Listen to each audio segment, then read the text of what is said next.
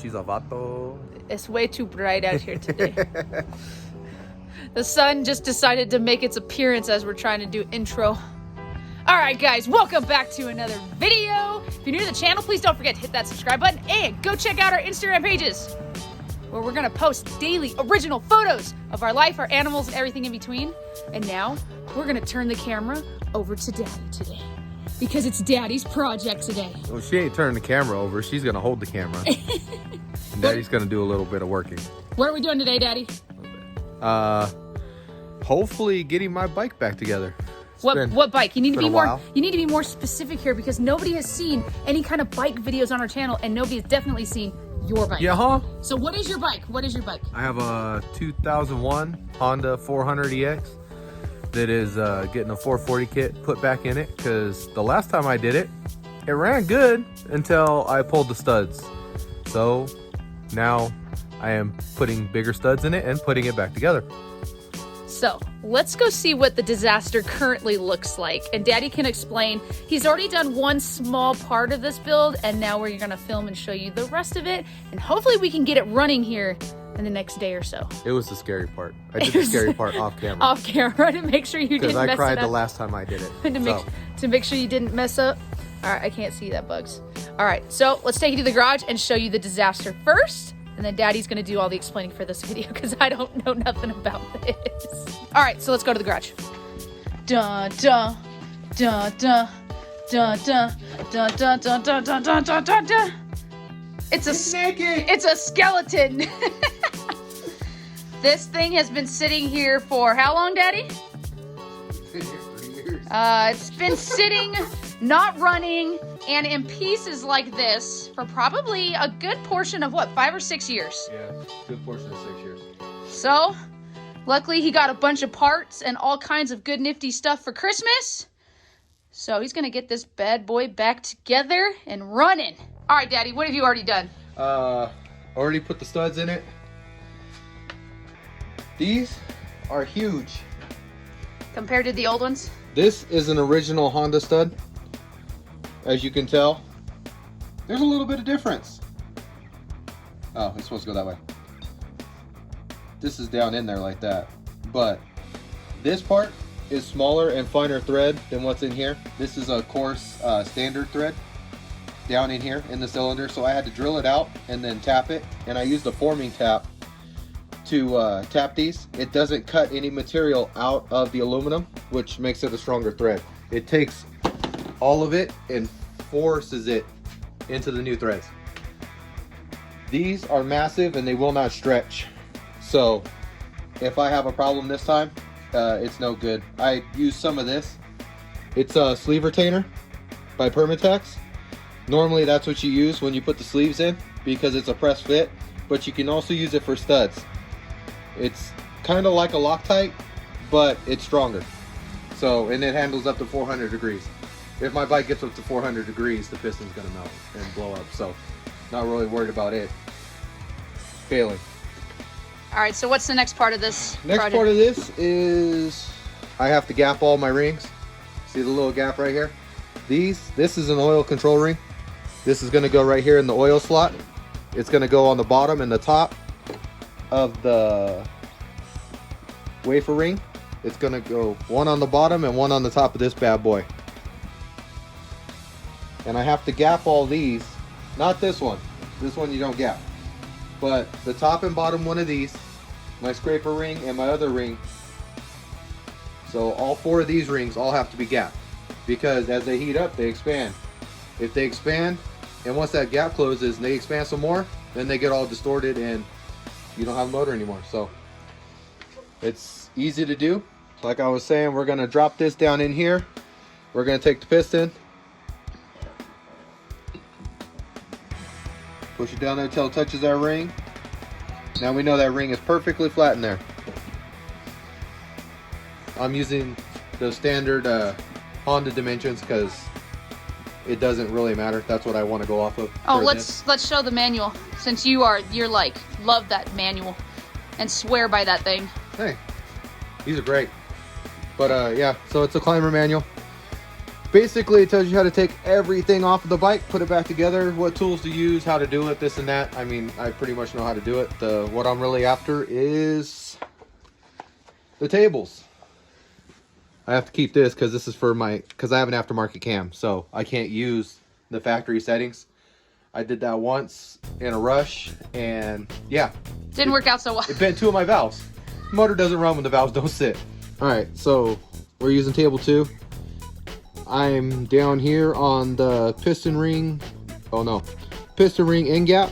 I got my top ring, my second ring, and my oil rings. There's 2. Those are the little ones to go on top and bottom of the wafer ring. Like I said, we don't have to do the wafer ring, but we're gonna use, since I'm doing the oil rings first, we're going to 2/10 of a millimeter to 7/10 of a millimeter is the gap we need. So anything bigger than 2/10 apparently is good. Just don't go too big, because then your ring doesn't come together enough, and then you have issues too. So this is a feeler gauge. So we're going off the millimeters. Which you can't really see that. Let me see. Can you get it? Yeah, there we go. So the top one is going to be your standard imperial measurement, and the bottom one's going to be your metric millimeter measurement. So it was hard to see that and got the glare right. Yeah, because they're laser etched and whatnot. So no, not quite. We're going to take a little bit more off. They have fancy tools where you spin them, or they have a little electric one, has 2 rods like this, and it kind of forces those together around the spinning disc. Me, I don't have that tool. I don't do this enough. So Daddy uses a fine cut file. Gotta do both sides at once, a little at a time, because you go too big, they're trash. You got to make sure there's no burrs, because that will chew into your cylinder or your piston and cause wear, and we really don't want that. They make special handy dandy pliers to put these on, or you can do it the old-fashioned way with the fingers. You just got to be real careful, because if you spread them too much, they will break. We'll call this our bottom oil ring. Get this one down on top of that bad boy. All right, now that we've got that in there, there's a little lip on the wafer ring, so got to put that one in first, then the top or bottom, and then the top or bottom. And since we got 3 rings, we're gonna do 1 here, 1 here, 1 here. That way your gaps don't line up. Ideally, you don't have any gaps. You gapped them good enough that they seal up, but yeah, this bad boy goes like so. The thicker rings are a little bit more fun in the middle. That's what it's called, just the middle ring. Second ring. Second ring. That's what they call them. Yeah. Yeah. There's no like specific name for it or anything. Normally this is I want to say it's the oil scraper ring. That's why it's, I don't know if you can see it, but there's a step down right there. Yeah. Normally they just cut it at an angle, and it'll slope like that on the top, because as it comes down, you want it to scrape all the oil that's coming out of this ring off the cylinder, so that way you don't get burning a ton of oil. But that one's got a step, so I put the square on the bottom and the step on the top. And then this is just a compression ring. It is just an ATV, so it's only got one. Some engines have multiple. We got no snags, no binding, none of that bad stuff. So 1 gap's right there, 1 gap's right there, and 1 gap is over there. All right, what are you doing now, Daddy? Got some other ring thingies going on here. Yeah, these are circle clips. Let me see. See? Oh, they're teeny tiny. Okay. Put one on one side. There's a little groove in here, so we got to get it in that groove. Then we put it on, slide the pin through, put the other one in, and it's supposed to float so it doesn't bind. 15 minutes later. Right? No, I didn't take that one. Piston pin. Yeah. It's going. Just dab this on. It's not exactly what I wanted to use, but it will work. Normally I'd use engine oil, but I don't know if this is getting started in 2 or 3 days, just cause I might have to do some intake work and stuff like that because I'm running a different carb and stuff on this bike. And last time I didn't really like the fitment, so this time I'm gonna make it right. So I am using grease because grease will not run off of this stuff while it sits here. Oil will run away. I don't want to block any of the oil ports, so Daddy's using less is more.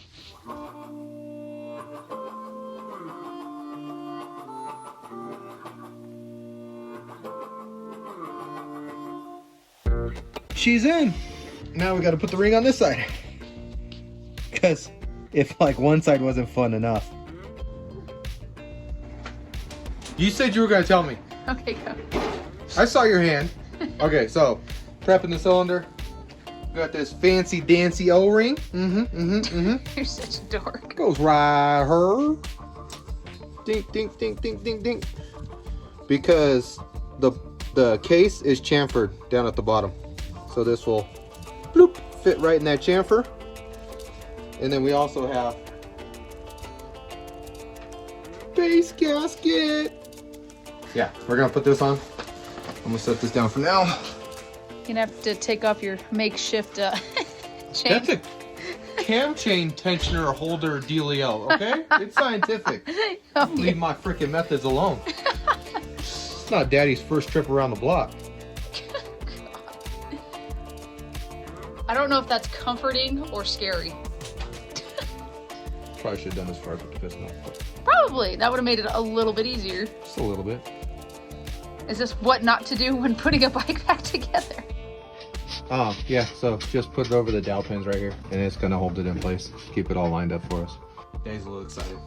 I think excitement is an understatement at this point.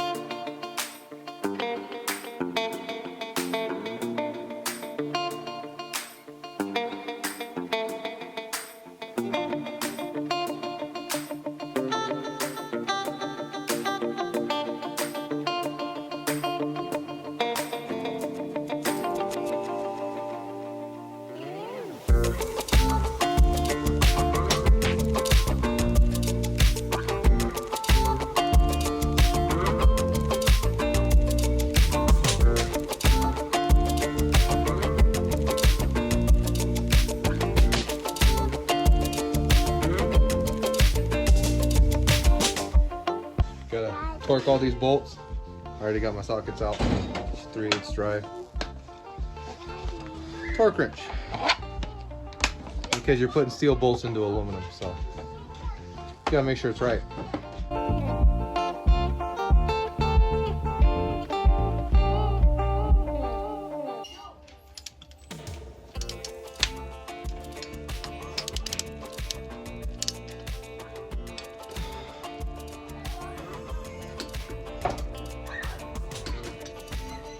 Are you ready for vroom vroomin'? Bah.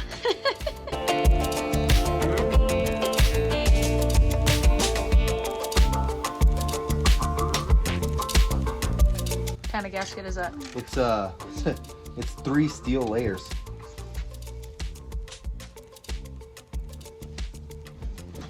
Just a drop will do you.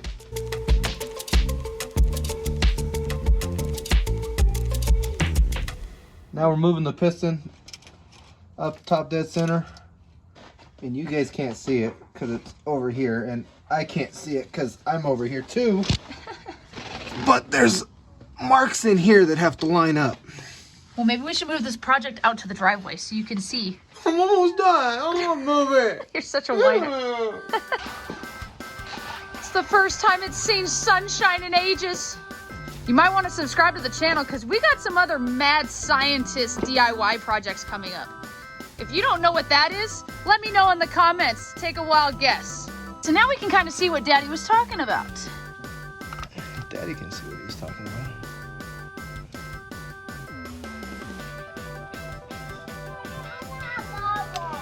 And if you can see down in there, We can can kind of see a little bit. It's There's hard. a line and then a T right behind that to tell you this top dead center. We have to have the piston at top dead center when we put the cam on to make sure that our timing's right and we don't just break a bunch of stuff in the middle.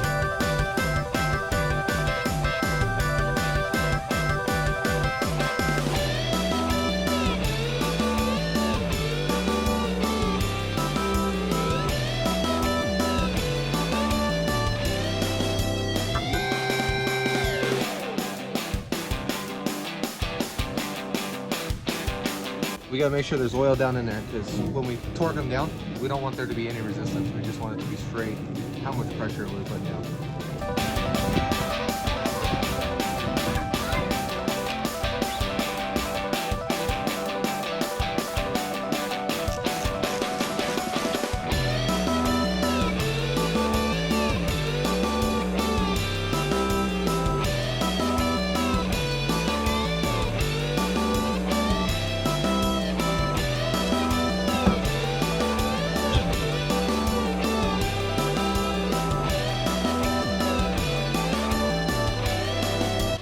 Yeah, it's not fun. You gotta slide it in there, take this off, put this on, do this, do that. It's not a lot of extra room. Especially with your big old ogre hands. Whatever.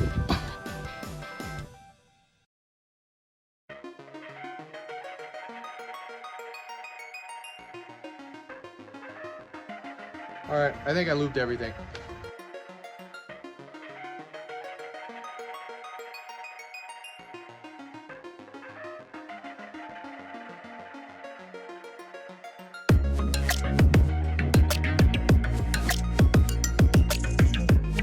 Big bolt, top of the motor.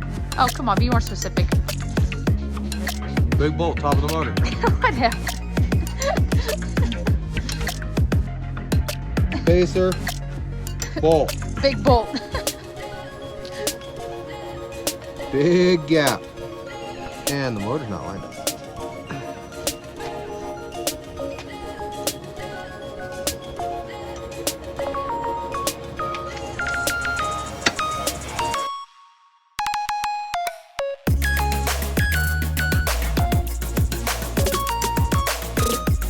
This doohickey is your cam chain tensioner. Normally it's popped out, and there's a little slot. I took the Phillips little cover screw off, backed it out so it's easy to put in. Then once it's in there, pop it out and it'll hold tension on that chain.